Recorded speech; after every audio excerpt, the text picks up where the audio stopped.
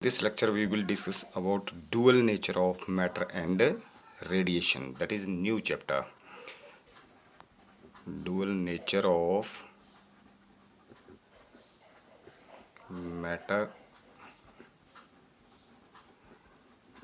and radiations.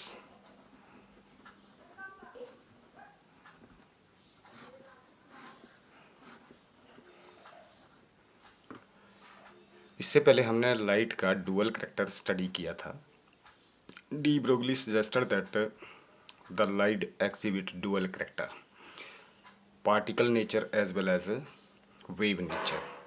तो light के दोनों नेचर हमने डिस्कस कर लिए हैं. वेव नेचर भी डिस्कस किया.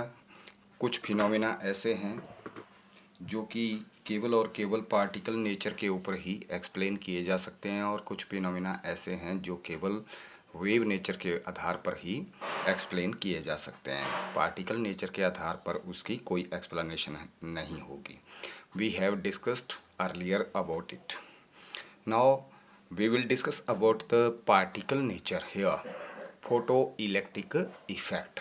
हम फोटो इलेक्ट्रिक इफेक्ट के बारे में डिस्कस करेंगे, लेकिन उसको डिस्कस करने से पहले हमें कुछ एक टर्म्स डिस्कस करनी पड़ेंगी. For example, free electrons in metal. What are free electrons? Free electrons, metal के अंदर जो फ्री इलेक्ट्रॉन्स होंगे, they are mostly these electrons are the outermost electrons. जो भी एटम के अंदर outermost electrons होंगे, they are loosely bounded to the nucleus. यानी कि outermost electrons are loosely bounded.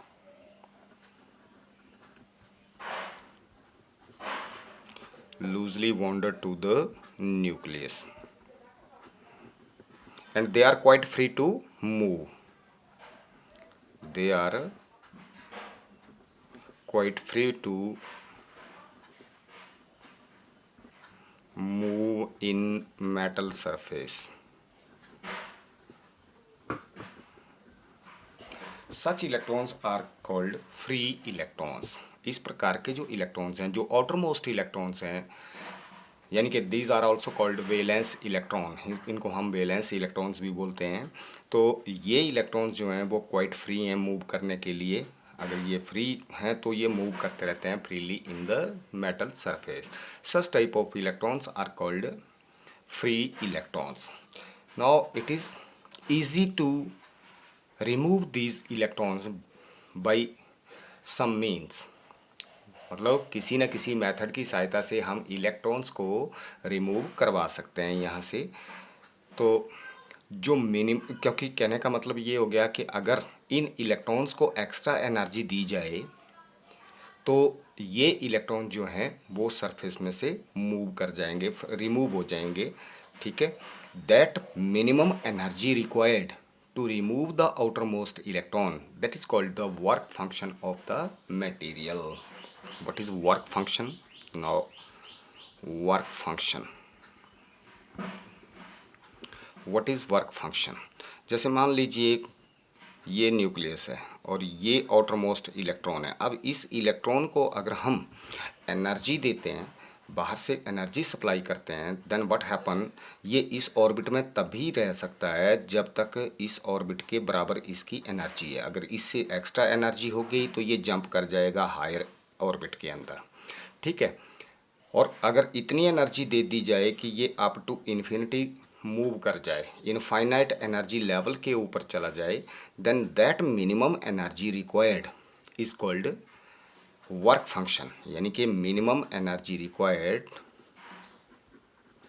The minimum energy required to remove the electron, to remove the electron from the metal surface. किसी metal surface से, जैसे मान लो ये metal है, इस metal surface के को अगर हम एनर्जी देते हैं और इस सरफेस से जो इलेक्ट्रॉन अगर रिमूव हो जाता है इधर, तो minimum energy required to remove the electron from the metal surface, that is called work function. और इसके जो यूनिट हैं मोस्टली इसकी इलेक्ट्रॉन वोल्ट में हम इसको मेज़र करते हैं। The unit of work function is electron volt. Energy के जो यूनिट है वो इलेक्ट्रॉन वोल्ट में लिया जाता है, मोस्टली इसको इलेक्ट्रॉन वोल्ट में हम मेज़र करेंगे। What is 1 electron volt? 1 electron volt यानी कि एक इलेक्ट्रॉन को अगर 1 वोल्ट का पोटेंशियल डिफरेंस अप्लाई करना पड़े मूव करने के लिए, then that energy is called 1 electron volt. तो 1 electron volt is equal to 1.6 into 10⁻⁻19 joule. 1 electron volt की जो वैल्यू है that is 1.6 into 10⁻⁻19 joule. This is the value of 1 electron volt. Clear? तो इसके जो यूनिट होंगे मोस्टली इसको हम मेज़र करेंगे इलेक्ट्रॉन वोल्ट में, और इसको रिप्रेजेंट करते हैं हम फाई नॉट से। जो वर्क फंक्शन है, वर्क फंक्शन को हम फाई नॉट से रिप्रेजेंट करते हैं। ये इसकी रिप्रेजेंटेशन है, फाई नॉट। क्लियर? अब इलेक्ट्रॉन को रिमूव करने के लिए there are various method to remove the electron, for example, और to emit the electron. Very first is thermionic emission.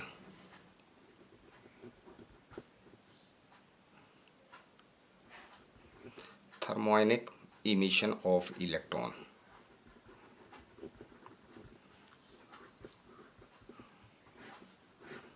For example, अगर हम कोई मेटल है उसको अगर हम हीट अप करते हैं तो हीट अप होने से उसमें इलेक्ट्रॉन जो है वो एनर्जी गेन करेंगे, और अल्टीमेटली जब इनकी एनर्जी इसके वर्क फंक्शन के बराबर हो जाएगी तो ये इलेक्ट्रॉन जो है उस मेटल सरफेस से इमिट हो जाएगा। सच type of emission is called thermionic emission. यानी कि you can say that the emission of electron, the emission of electrons from the metal surface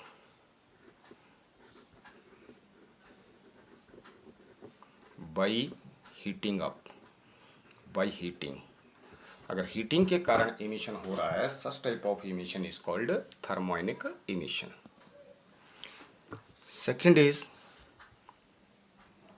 field emission.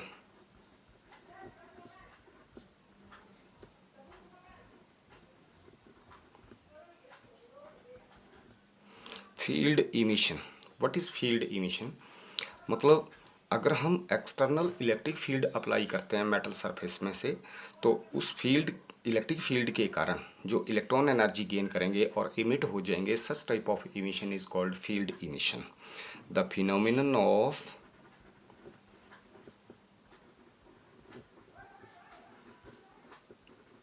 emission of electrons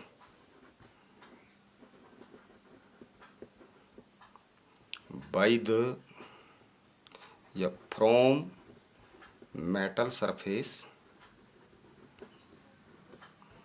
by the application of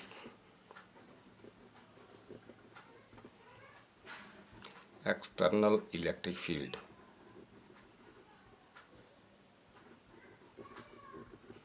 Such type of emission is called field emission. Third one is photoelectric emission.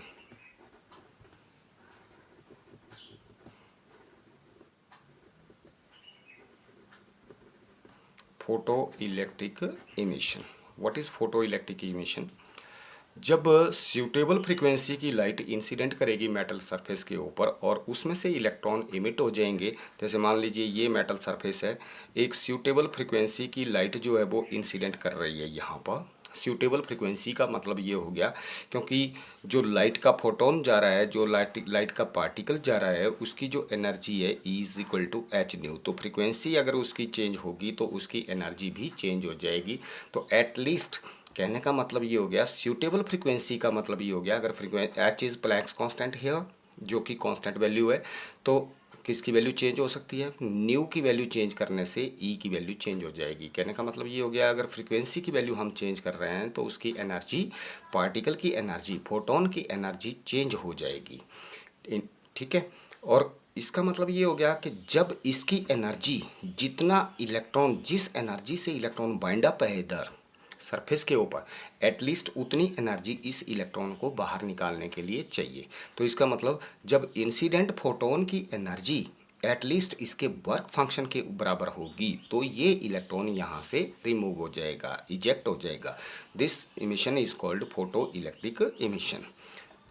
The phenomenon of emission of electrons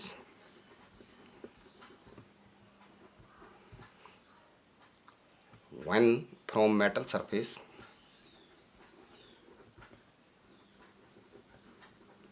when light of suitable frequency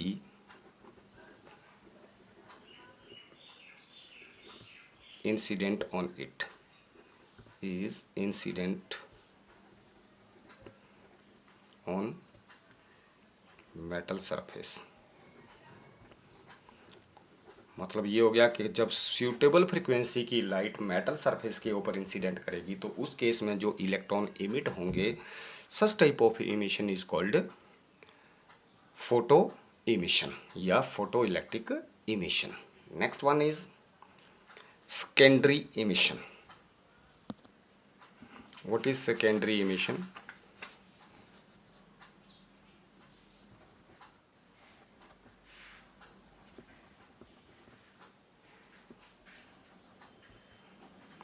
secondary emission of electrons। ठीक है। what is secondary emission? जैसे मान लो ये metal surface है, इस surface के ऊपर अगर एक इलेक्ट्रॉन का बीम इंसिडेंट करता है, ये इलेक्ट्रॉन्स का बीम है, इलेक्ट्रॉन्स का बीम अगर इंसिडेंट करता है तो ये इलेक्ट्रॉन्स क्या करेंगे, जो मेटल सरफेस के अंदर फ्री इलेक्ट्रॉन्स हैं उनको अपनी एनर्जी हैंड ओवर करेंगे। और जब फ्री इलेक्ट्रॉन्स की एनर्जी वर्क फंक्शन के बराबर होगी तो उस केस में ये फ्री इलेक्ट्रॉन जो हैं वो इमिट हो जाएंगे। हालांकि ये इलेक्ट्रॉन यहाँ से वापस नहीं आएगा, रिफ्लेक्ट होकर के वापस नहीं आ रहा है। ये इलेक्ट्रॉन जो इंसिडेंट इलेक्ट्रॉन है वो अपनी एनर्जी जो इसके अंदर फ्री इलेक्ट्रॉन्स है उसको सप्लाई करेगा, और ये इलेक्ट्रॉन जो है अगर वर्क फंक्शन से ज़्यादा इसकी एनर्जी या वर्क फंक्शन के बराबर है तो ये इलेक्ट्रॉन यहाँ से इमिट हो जाएगा। जो इंसिडेंट कर रहे हैं electrons they are called primary electrons, और जो यहाँ से इजेक्ट हुए these electrons are called secondary electrons. That is why this is called secondary emission. The phenomenon of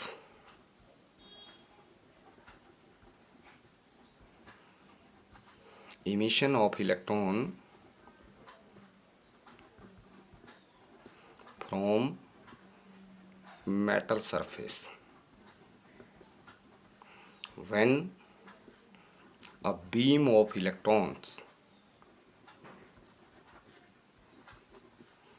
incident on surface। जब एक बीम इलेक्ट्रॉन्स का सरफेस के ऊपर इंसिडेंट करता है तो उस केस में जो इमिशन होगा that emission is called secondary emission. Clear? These are the emissions of electrons. Now let us discuss about photoelectric effect. What is photoelectric effect?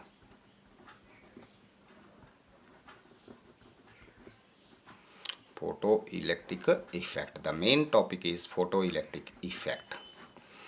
photoelectric effect क्या है? This is the phenomenon of ejection of electrons, the phenomenon of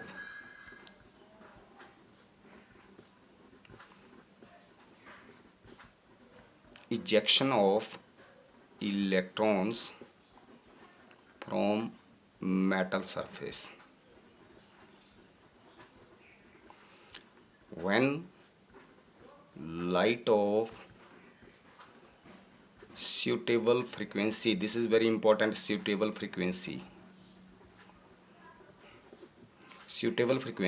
incident on it।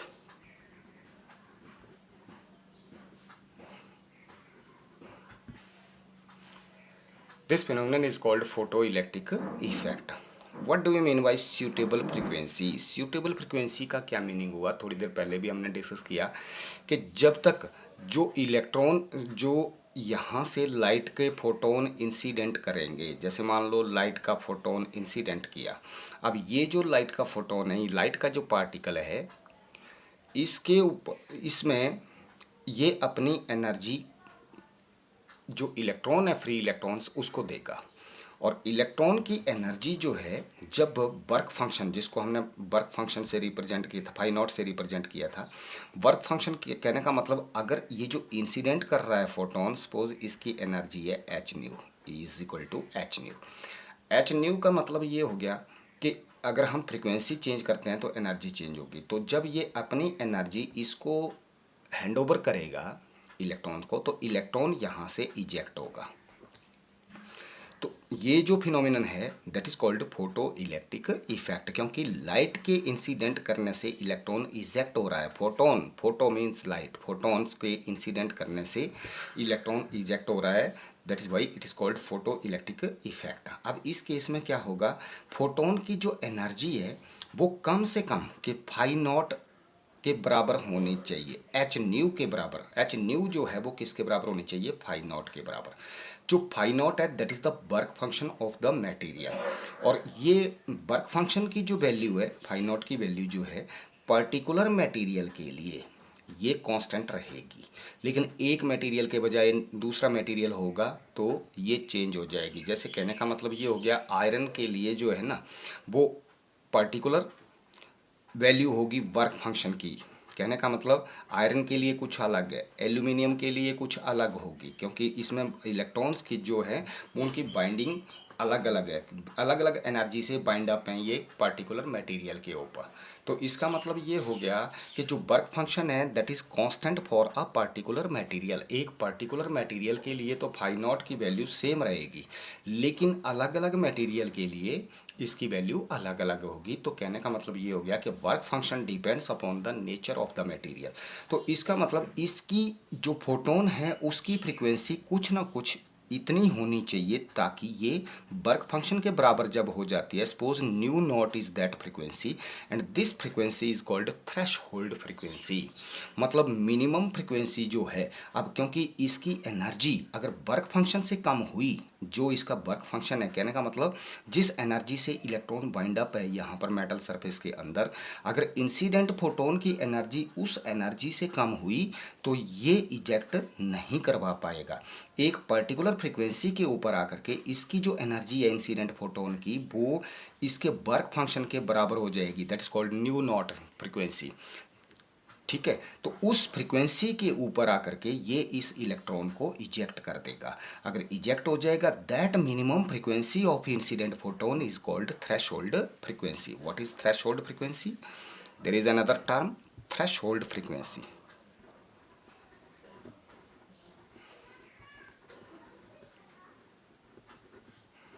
इसका मतलब ये हो गया कि अगर इस इंसिडेंट फोटोन की एनर्जी जो है वो थ्रेशोल्ड फ्रीक्वेंसी से या थ्रेशोल्ड एनर्जी से कम हुई तो उस केस में ये इसको इजेक्ट नहीं करवा पाएगा। तो this minimum frequency is called threshold frequency. The minimum frequency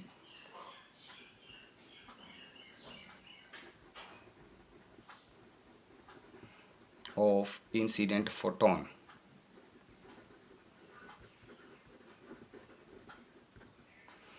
below which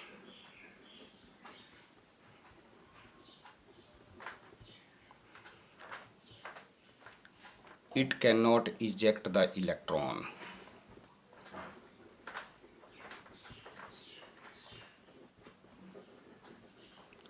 मतलब मिनिमम फ्रीक्वेंसी जो होगी इंसिडेंट फोटोन की जिसके नीचे ये इलेक्ट्रॉन को इजेक्ट नहीं करवा पाएगा, that minimum frequency is called threshold frequency.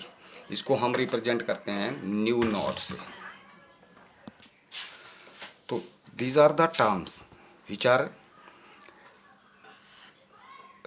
Which are important to study the photo electric effect. तो ये फोटो इलेक्ट्रिक इफेक्ट स्टडी करने से पहले ये जो टर्मिनोलॉजी है ये बहुत इंपॉर्टेंट है। तो इसमें हमने डिस्कस किया emission of electron, different emission हमने इलेक्ट्रॉन्स के स्टडी किए।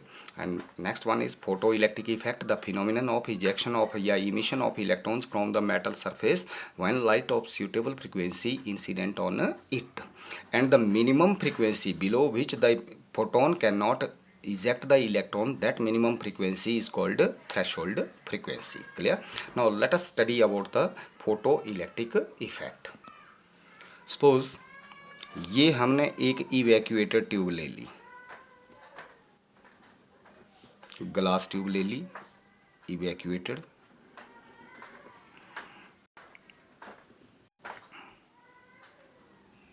और इसमें एक विंडो रख दी यहाँ पर, जिस विंडो में से लाइट अंदर इंसिडेंट कर सकती है।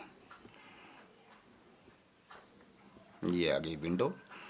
यहाँ पर एक photo sensitive material, what is photo sensitive material? ऐसा मटेरियल जिसमें से लाइट पड़ने से इलेक्ट्रॉन इजेक्ट हो जाते हैं। फॉर एग्जांपल एल्कली मटेरियल ले लिया, ठीक है। अब इस केस में ये एक फोटो सेंसिटिव मटेरियल की प्लेट लगा दी, और इसमें इधर लगा दी हमने एक और प्लेट, दैट इज एनोड। इसको नाम दे दिया एनोड, एनोड प्लेट। और ये आ गई हमारे पास, इसको ए से रिप्रेजेंट कर दिया, या फिर कलेक्टर भी बोला जाता है, और एनोड ओब्लिक कलेक्टर। ये इलेक्ट्रॉन्स को कलेक्ट करेगी।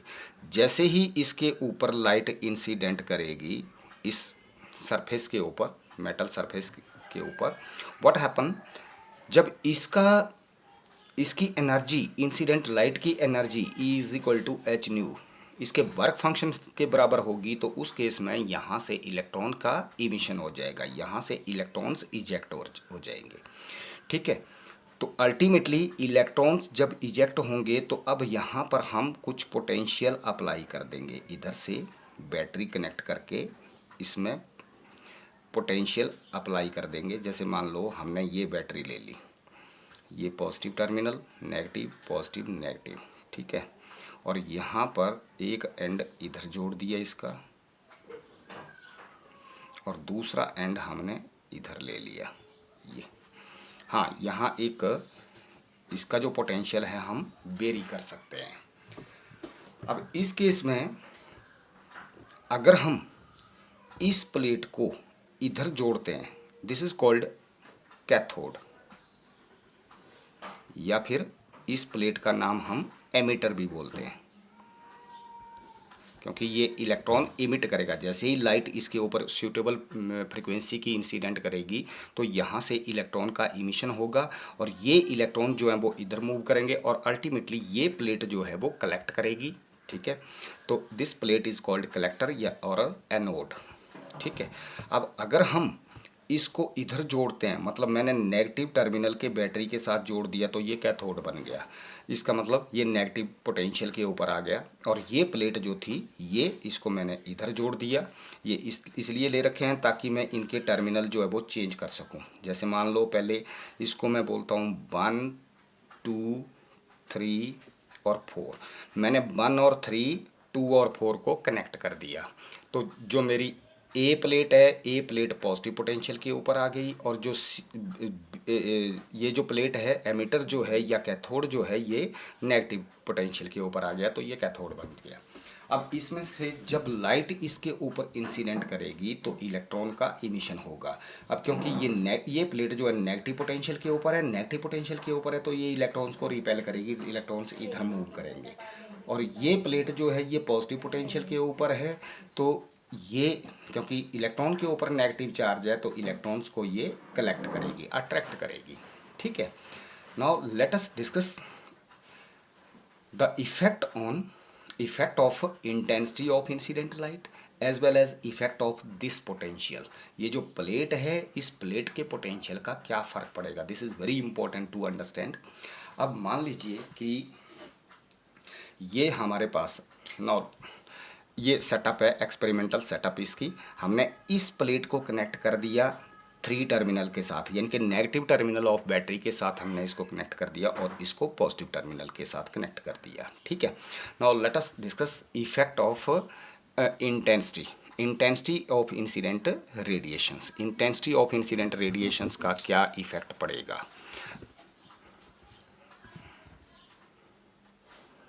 No, effect of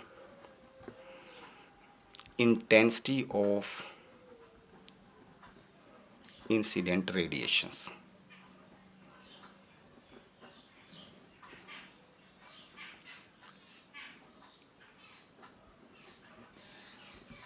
incident radiations।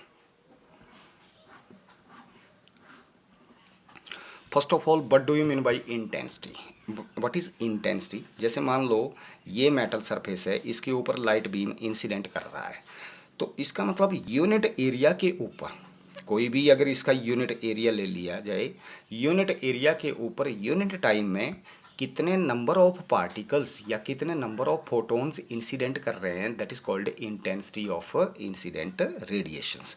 What do you mean by intensity. Intensity means the number of photons, जो पार्टिकल्स हैं, जो लाइट के पार्टिकल्स इंसिडेंट कर रहे हैं, they are called photon. The number of photons incident per unit area per unit time.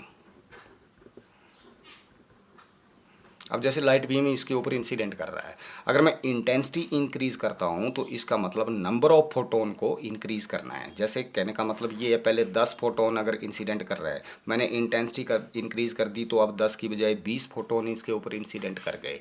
This is the meaning to change the intensity of incident radiation, यानी unit area के ऊपर unit time में कितने photon incident कर रहे हैं, number of particle incident per unit area per unit time, that is called intensity. अब अगर मैं इंसिडेंट रेडिएशंस की इंटेंसिटी इंक्रीज करता हूँ, फॉर एग्जांपल, अब यहाँ से अंडरस्टैंड करना है इस टॉपिक को। जैसे मान लो यहाँ से लाइट का बीम इंसिडेंट कर रहा है, इस प्लेट के ऊपर जैसे सपोज 10 फोटोन इंसिडेंट कर रहे हैं, तो इसका मतलब मोर ओवर इस केस में nu should be greater than और इक्वल टू न्यू नॉट।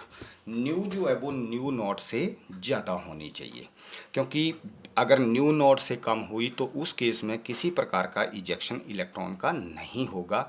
इस केस में क्या होना चाहिए कि frequency of incident radiation should be greater than और equal to threshold frequency, threshold frequency से ज़्यादा होनी चाहिए। चलिए मैं ये मान करके चलता हूँ कि जो लाइट इंसिडेंट कर रही है यहाँ पर, उसकी जो फ्रीक्वेंसी है वो थ्रेशोल्ड फ्रीक्वेंसी से ज़्यादा है। तो इसका मतलब हर पार्टिकल जो है, हर एक फोटोन जो है, जब अपनी एनर्जी इलेक्ट्रॉन को देगा, देन व्हाट हैपन, वहाँ से वो इलेक्ट्रॉन इजेक्ट हो जाएगा, क्योंकि उसकी जो इंसिडेंट फोटोन की जो एनर्जी है वो इसके वर्क फंक्शन से ज़्यादा है, तो इलेक्ट्रॉन इजेक्ट हो जाएगा। तो अगर 10 फोटोन इंसिडेंट कर रहे हैं तो इसका मतलब यहाँ से 10 इलेक्ट्रॉन इजेक्ट होंगे, और ये 10 इलेक्ट्रॉन्स, क्योंकि यहाँ नेगेटिव पोटेंशियल लगा हुआ है, यहाँ पॉजिटिव पोटेंशियल लगा हुआ है, तो इसमें से इधर मूव कर जाएंगे। अब इस केस में अगर मैं, इसका मतलब इसके कारण क्या होगा, ये जो इलेक्ट्रॉन्स हैं, अगर 10 फोटॉन्स आ रहे हैं, देन व्हाट हैपन, यहाँ इसमें से सर्कुलेशन हो जाएगा करंट का, like this current is called photo electric current, क्योंकि यहाँ से इलेक्ट्रॉन इधर जाएंगे, ये कलेक्ट करेगा, कलेक्ट करने के बाद ये आगे पॉजिटिव टर्मिनल की तरफ चला जाएगा, सेम टाइम में नेगेटिव टर्मिनल इलेक्ट्रॉन रिलीज करेगा, वो इधर चला जाएगा। तो अल्टीमेटली एक सर्किट जो है वो कंप्लीट हो जाएगा, और इसके कारण इस सर्किट में जो, अगर हम यहाँ पर एक एमीटर यूज़ करते हैं, माइक्रो एमीटर यूज़ कर दिया, यहाँ पर माइक्रो एमीटर यूज़ कर लिया, तो अगर मैं यहाँ पर माइक्रो एमीटर यूज़ करता हूँ तो ये कुछ ना कुछ करंट की वैल्यू शो करेगा। तो इसका मतलब ये जो करंट इस सर्किट में प्रोड्यूस होगा, क्योंकि इस लाइट के पड़ने के कारण यहाँ से इलेक्ट्रॉन इमिट हुए और ये इलेक्ट्रॉन यहाँ से मूव करना शुरू हुए, लाइक दिस, इस तरह से सर्किट कंप्लीट हो जाएगा, और अल्टीमेटली इस सर्किट में से करंट होगा। This current is called photo electric current. क्या नाम दिया? Photo electric current, photo electric current. तो इस सर्किट में से करंट सेटअप हो जाएगा, that current is called photo electric current. ठीक है। अब अगर पहले 10 फोटोन इंसिडेंट कर रहे हैं तो 10 इलेक्ट्रॉन सर्कुलेट कर रहेंगे। 10 इलेक्ट्रॉन अगर सर्कुलेट करेंगे तो उसकी वजह से कुछ ना कुछ करंट होगा, that is called photo electric current. अब मैंने 10 की बजाय 50 कर दिए मान लो। अगर 10 इलेक्ट्रॉन की बजाय 10 फोटोन की बजाय 50 फोटोन इंटेंसिटी इंक्रीज करने का मतलब है 10 के बजाय अब मैंने 50 फोटोन जो थे वो इसके ऊपर इंसिडेंट करवा दिए। तो अगर 50 फोटोन इंसिडेंट करेंगे तो 50 इलेक्ट्रॉन्स इजेक्ट होंगे, तो अब जो करंट होगा 50 इलेक्ट्रॉन्स के कारण होगा। तो इसका मतलब पहले के कंपैरिजन में अब करंट ज़्यादा होगा। सिमिलरली 50 के बजाय अगर 100 इलेक्ट्रॉन्स, ये केवल अंडरस्टैंडिंग के पॉइंट ऑफ व्यू से बता रहा हूँ इसको, ऐसा नहीं है कि 10 करेंगे 50 करेंगे, there are so many electrons. तो अगर मैंने 100 इलेक्ट्रॉन्स इंसिडेंट करवा दिए तो अब इसमें से 100 इलेक्ट्रॉन इजेक्ट होंगे। अगर 100 फोटोन इंसिडेंट कर रहे हैं तो 100 इलेक्ट्रॉन्स इजेक्ट होंगे, तो 100 के कारण करंट होगा, करंट का मैग्नीट्यूड और ज़्यादा हो जाएगा। इट मीन्स अगर मैं इलेक्ट्रॉन्स की संख्या फोटॉन्स की संख्या बढ़ा रहा हूँ, इंसिडेंट फोटोन की संख्या बढ़ा रहा हूँ, तो इसका मतलब ये हो गया कि मैं इंटेंसिटी इंक्रीज कर रहा हूँ। तो अगर इंटेंसिटी इंक्रीज की जाती है तो उस केस में क्या होगा, फोटो इलेक्ट्रिक करंट भी इंक्रीज हो जाएगा। It means finally we come to the conclusion that with increase in intensity the photoelectric current through the circuit increases. It means photoelectric current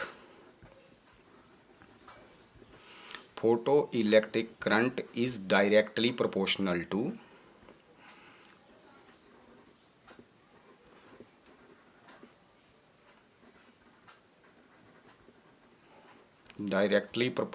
to intensity of incident radiations.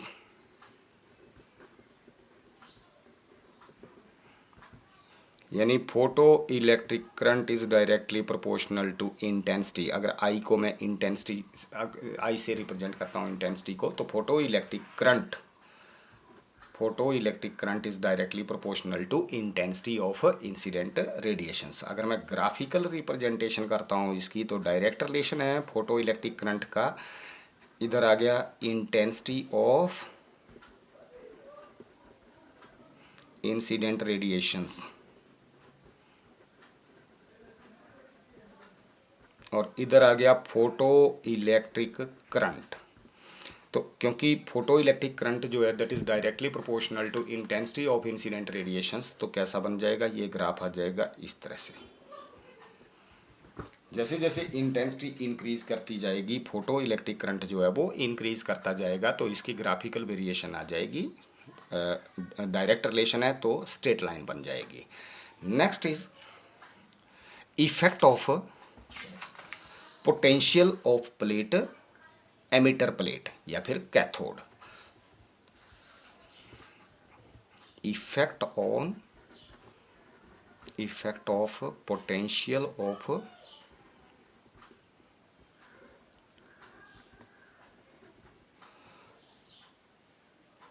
Cathode plate, या इसको सी plate नाम दे देता हूँ। Cathode है तो सी नाम दे दिया इसको, ठीक है, कैथोड प्लेट या plate C. This is important to understand, इसको समझना बहुत ज़रूरी है। मान लीजिए पहले मैंने कोई पोटेंशियल इसमें अप्लाई नहीं किया, ये बैटरी अप्लाई नहीं की, मैंने इसको डायरेक्ट कनेक्ट कर दिया, की 1 और 2 को डायरेक्ट कनेक्ट किया पहले इनिशियली, अंडरस्टैंड करना है इस पॉइंट को।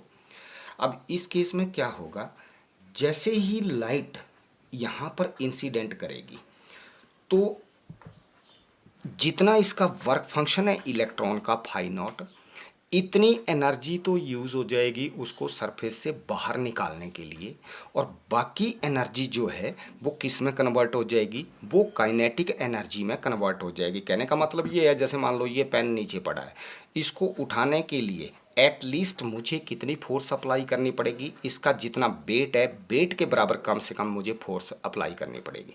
लेकिन अगर मैं इसको ज़्यादा फोर्स देता हूँ तो ज़्यादा फोर्स की कहाँ यूज़ हुई, इसकी काइनेटिक एनर्जी में चेंज हो गई। मतलब मैंने, अगर मुझे जस्ट इसको उठाना है, जैसे मैंने उठा दिया इसको, हालांकि कांटेक्ट, इसका मतलब कुछ ना कुछ नॉर्मल रिएक्शन मिल रहा है इस पेन के ऊपर, जो सरफेस है ये नॉर्मल रिएक्शन दे रहा है, लेकिन मैंने क्या किया, इसको इतनी फोर्स अप्लाई की just equal to its weight, तो इसका मतलब नॉर्मल रिएक्शन उस केस में कितना हो गया, 0। कहने का मतलब ये हो गया इनका आपसी कांटेक्ट खत्म। कहने का मतलब ये हो गया कि मैंने अब जितना भी इसका जो वेट था वो नीचे की तरफ जो था वो मैंने बैलेंस कर दिया, जो मैंने अपवार्ड डायरेक्शन में फोर्स लगाई। लेकिन अगर मैं इससे ज़्यादा, वेट से ज़्यादा फोर्स लगाता हूँ तो बाकी फोर्स किस में यूज़ हुई, इसको मूव करवाने में यूज़ हो गई। मतलब कहने का ये हुआ कि जब मेटल सरफेस के ऊपर फोटोन इंसिडेंट करेगा देन व्हाट हैपन, जैसे ये फोटोन मेटल सरफेस के ऊपर इंसिडेंट किया तो जितना इसका वर्क फंक्शन है, अगर इसका फाई नॉट वर्क फंक्शन है तो इतनी एनर्जी तो इसको जस्ट बाहर लाने में सफिशिएंट है, आगे नहीं मूव कर पाएगा, ये सरफेस से बाहर निकलेगा। और उसके बाद अगर मैं एक्स्ट्रा एनर्जी देता हूँ, यानी कि new is greater than new not, अगर न्यू जो है वो ग्रेटर है न्यू नॉट से, तो न्यू नॉट के बराबर तो जस्ट हमारी सरफेस के ऊपर आया, लेकिन बाकी जो एक्स्ट्रा एनर्जी हुई तो फाइन इसकी जो एनर्जी है वो वर्क फंक्शन से ज़्यादा हो गई, तो अल्टीमेटली बाकी एनर्जी किस में कन्वर्ट हो जाएगी, काइनेटिक एनर्जी में कन्वर्ट हो जाएगी इसकी। तो कुछ जितनी एनर्जी इसका वर्क फंक्शन है इतनी एनर्जी तो यूज़ हो जाएगी बाहर निकालने में, और इंसिडेंट फोटोन की एनर्जी अगर इससे ज़्यादा है तो बाकी एनर्जी इलेक्ट्रॉन की काइनेटिक एनर्जी में कन्वर्ट कर जाएगी, ये हो जाएगी। यानी कहने का मतलब ये हो गया कि जो एक्स्ट्रा एनर्जी है इसकी वर्क फंक्शन से ज़्यादा एनर्जी है, तो उस केस में क्या होगा, जो इलेक्ट्रॉन है अब क्योंकि बाकी एनर्जी इसको मूव करवाने में यूज़ हो गई, दैट इज़ काइनेटिक एनर्जी। तो अब इसमें काइनेटिक एनर्जी हो जाएगी, और काइनेटिक एनर्जी की वजह से क्या होगा, ये इलेक्ट्रॉन जो है वो इस प्लेट तक पहुंच जाएगा। अगर प्लेट तक पहुंच गया तो व्हाट हैपन, इसमें से करंट सेटअप हो जाएगा लाइक दिस, इस तरह से करंट सेटअप हो जाएगा इनिशियली, क्योंकि कुछ इलेक्ट्रॉन्स, अब एक चीज़ और, ये जरूरी नहीं है कि सारे के सारे इलेक्ट्रॉन, जितने इमिटेड इलेक्ट्रॉन हैं यहाँ से जो इलेक्ट्रॉन इमिट हो रहे हैं वो सारे के सारे यहाँ से, इनके सबके पास इतनी काइनेटिक एनर्जी है कि यहाँ से ये यहाँ पहुँच पाएँ। इट इज़ नॉट नेसेसरी, ये पॉइंट अंडरस्टैंड करने वाला है यहाँ पर। हो सकता है कोई किसी इलेक्ट्रॉन, हालांकि एच न्यू रेडिएशन का फोटोन इंसिडेंट कर रहा है, तो ये तो इन इंसिडेंट जो फोटोन हैं उनकी तो फ्रीक्वेंसी न्यू है सबकी, लेकिन जो इलेक्ट्रॉन यहाँ से इजेक्ट हो रहे हैं उनकी काइनेटिक एनर्जी इक्वल नहीं होगी, उनकी काइनेटिक एनर्जी जो है वो ज़्यादा होगी, कम ज़्यादा होगी। कैसे, एक इलेक्ट्रॉन, देखिए अगर हम वर्क फंक्शन की बात करते हैं तो वर्क फंक्शन का मतलब ये है कि जस्ट सरफेस से बाहर निकालने में जो एनर्जी चाहिए that is called work function. लेकिन अगर कोई इलेक्ट्रॉन यहाँ से निकल रहा है, सपोज यहाँ से निकल रहा है, तो यहाँ से यहाँ तक लाने में इसको और एनर्जी चाहिए, तो वर्क फंक्शन से ज़्यादा एनर्जी चाहिए, तो इसकी काइनेटिक एनर्जी कम होगी। फिर फाइनली अगर यहाँ से निकल रहा है तो उसकी काइनेटिक एनर्जी और कम होगी, क्योंकि यहाँ से यहाँ तक लाने में भी उसको एनर्जी यूज़ हुई। इसका मतलब ये हो गया कि जो इलेक्ट्रॉन्स यहाँ से इमिट हो रहे हैं जो प्लेट सी से, हालांकि इस प्लेट सी के ऊपर जितने भी फोटोन इंसिडेंट कर रहे हैं उनकी एनर्जी सेम है, लेकिन जब काइनेटिक एनर्जी निकालने में सबके लिए फाई नॉट एनर्जी नहीं लगी, फाई नॉट से कम ज़्यादा लग सकती है, ठीक, फाई नॉट से ज़्यादा लग सकती है, क्योंकि जो यहाँ से निकल रहा है इलेक्ट्रॉन उसमें फाई नॉट से ज़्यादा चाहिए, जो जस्ट सरफेस से निकल रहा है उसके लिए फाई नॉट चाहिए, लेकिन जो दूसरे थोड़ा अंदर से निकल रहा है उसके लिए फाई नॉट से ज़्यादा चाहिए बाहर निकालने में एनर्जी, तो उसके लिए काइनेटिक एनर्जी में कम एनर्जी कन्वर्ट होगी। तो इसका मतलब ये हुआ कि इन इलेक्ट्रॉन्स की जो इजेक्टेड इलेक्ट्रॉन्स हैं, इजेक्टेड इलेक्ट्रॉन्स की काइनेटिक एनर्जी कम या ज़्यादा हो सकती है, लेकिन जो इंसिडेंट फोटोन है उनकी एनर्जी सेम है। तो इट मीन्स कुछ इलेक्ट्रॉन की काइनेटिक एनर्जी इतनी होगी, जब मैंने डायरेक्ट इसके साथ ही जोड़ रखा था, तो कुछ इलेक्ट्रॉन की एनर्जी, काइनेटिक एनर्जी इतनी है कि वो इलेक्ट्रॉन यहाँ तक पहुँच पाएंगे, लेकिन कुछ इलेक्ट्रॉन जो हैं वो केवल यहाँ तक ही पहुँच पाएंगे। हो सकता है कुछ इलेक्ट्रॉन यहाँ तक ही पहुँच पा रहे हों, हो सकता है कुछ यहाँ तक ही पहुँच पा रहे हों, इतनी ही काइनेटिक एनर्जी मिली। तो जो इलेक्ट्रॉन यहाँ नहीं पहुँच पाए उनके कारण करंट नहीं होगा, केवल वही इलेक्ट्रॉन्स जो जस्ट सरफेस ऑफ मेटल से इजेक्ट हो रहे हैं, इसके सरफेस से इजेक्ट हो रहे हैं मान लीजिए, वो इलेक्ट्रॉन जो है वो यहाँ तक पहुँच पा रहे हैं, तो उनके कारण कुछ ना कुछ करंट होगा। ये कहने का मतलब ये हो गया, अभी तक मैंने इसमें जीरो पोटेंशियल जो है वो अप्लाई किया हुआ है, कोई पोटेंशियल अप्लाई नहीं किया हुआ है, डायरेक्ट इसको कनेक्ट किया हुआ है। तो इसका मतलब even at zero potential of plate C there will be current through the circuit. ठीक है, कुछ ना कुछ करंट होगा। ठीक है, जो इलेक्ट्रॉन यहाँ तक पहुँच रहे हैं उनके कारण करंट होगा, जो यहाँ ही रह रहे हैं, पीछे रह रहे हैं, उनके कारण कोई करंट नहीं होगा। हालांकि जैसे मान लो 50 फोटोन इंसिडेंट कर रहे हैं और यहाँ से 50 इलेक्ट्रॉन निकल रहे हैं, लेकिन हो सकता है कि यहाँ इस प्लेट तक 25 ही इलेक्ट्रॉन पहुँच पा रहे हों, 25 रास्ते में ही रह गए। तो केवल और केवल यहाँ से जो करंट होगा at present, that will be due to only 25 electrons, बाकी 25 रास्ते में है। ठीक है, वो यहाँ इस प्लेट तक नहीं पहुँच पाएंगे। तो यानी कि even at zero potential there will be some current through the circuit, that current is called photo electric current. ठीक है, तो अगर मैं ग्राफिकल रिलेशन देखूं इसका पोटेंशियल के साथ फोटो इलेक्ट्रिक करंट का, तो क्या बन जाएगा हमारे पास इस तरह से, ये आ गया potential of plate C, plate C mean cathode, और इधर आ गया हमारे पास फोटो इलेक्ट्रिक करंट। अब मैंने यहाँ पर जब जीरो पोटेंशियल था तो भी हमने ये स्टडी किया कि कुछ इलेक्ट्रॉन यहाँ पहुँच पा रहे थे और उसके कारण कुछ ना कुछ करंट होगा। तो कुछ ना कुछ करंट था, मान लीजिए ये करंट था, कुछ ना कुछ करंट था, जीरो पोटेंशियल के ऊपर भी कुछ करंट होगा। अब मैंने क्या किया, when plate A is given positive potential, इसको इधर जोड़ दिया और इसको इधर जोड़ दिया, और प्लेट सी को दे दिया negative potential.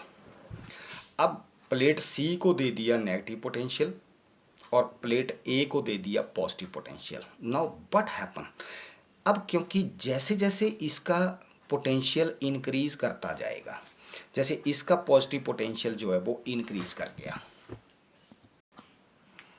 Effect of potential of plate C with respect to plate A, या फिर potential of plate A with respect to C. चलिए मैं ए का पोटेंशियल लेता हूँ, यहाँ पर जो प्लॉट कर रहा हूँ मैं, effect of potential of plate A means anode, anode का जो पोटेंशियल है, इसका पॉजिटिव पोटेंशियल है, तो इधर मैं पॉजिटिव पोटेंशियल रिप्रेजेंट कर रहा हूँ और इधर नेगेटिव पोटेंशियल रिप्रेजेंट कर रहा हूँ। तो प्लेट ए को हमने अब पॉजिटिव पोटेंशियल दिया। अब समझना, जब कोई पोटेंशियल इस प्लेट को नहीं था तो उस केस में क्या होगा, उस केस में कुछ ना कुछ इलेक्ट्रॉन्स के कारण, क्योंकि सारे इलेक्ट्रॉन इसके ऊपर नहीं पहुंच पा रहे थे, अब हमने इसको दे दिया पॉजिटिव पोटेंशियल।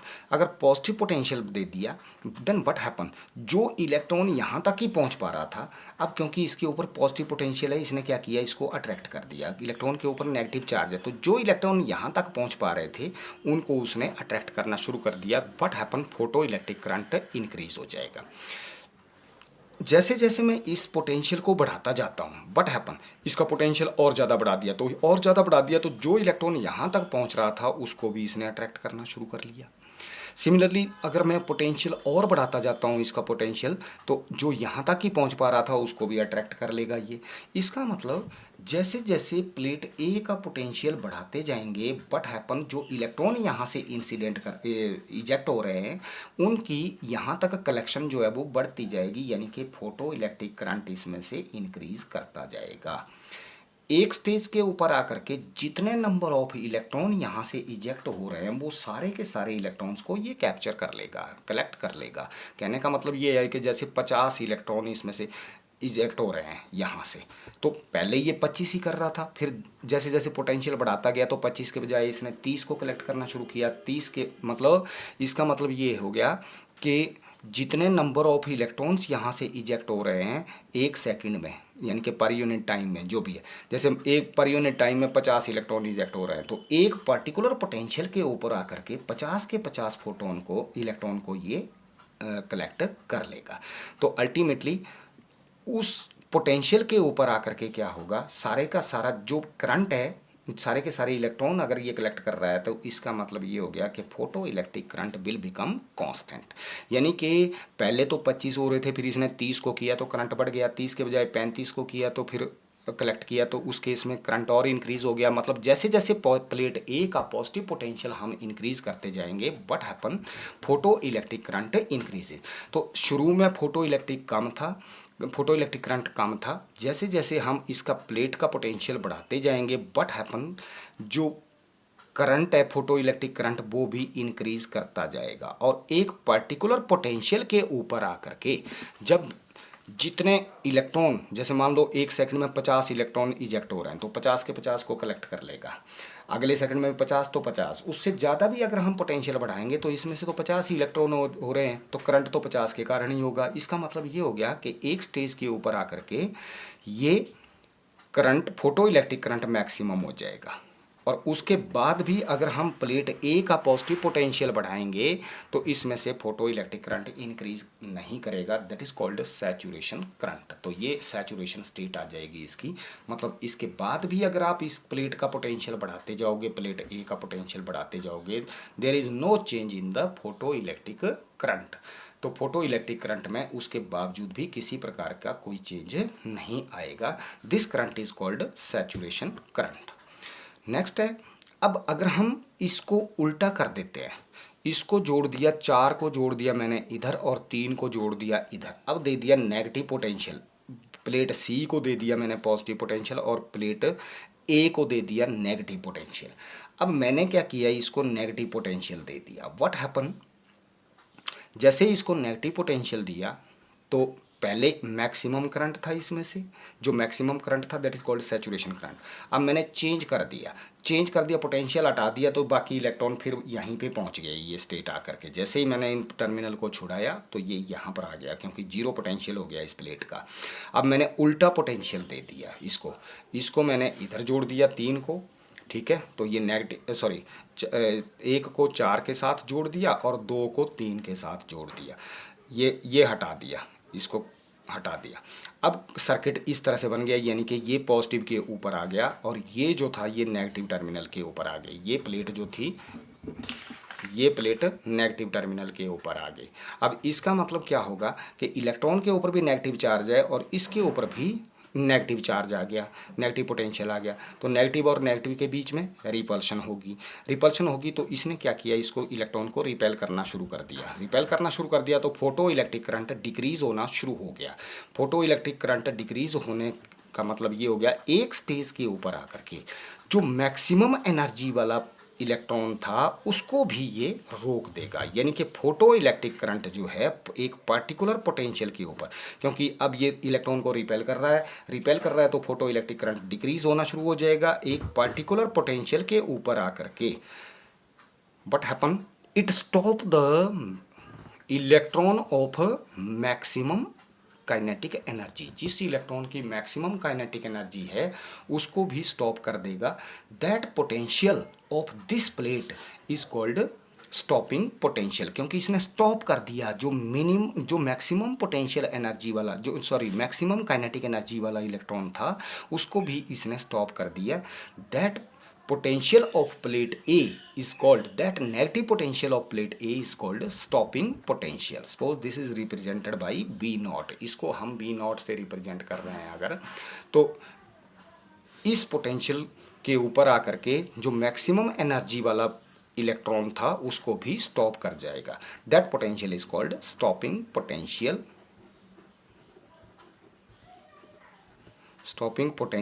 और कट ऑफ पोटेंशियल भी बोला जाता है इसको, कट ऑफ पोटेंशियल, यानी कि the minimum negative potential of plate A, यानी कि of anode, what is stopping potential, the minimum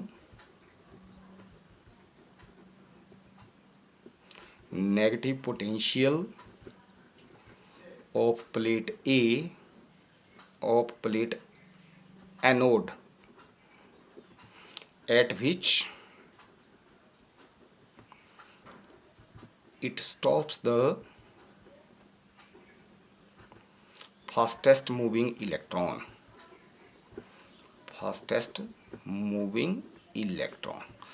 जिस पोटेंशियल के ऊपर आकर के ये फास्टेस्ट मूविंग इलेक्ट्रॉन को भी स्टॉप कर देता है। That minimum potential of plate A mean anode, negative potential of anode plate at which it stop the fastest moving electron.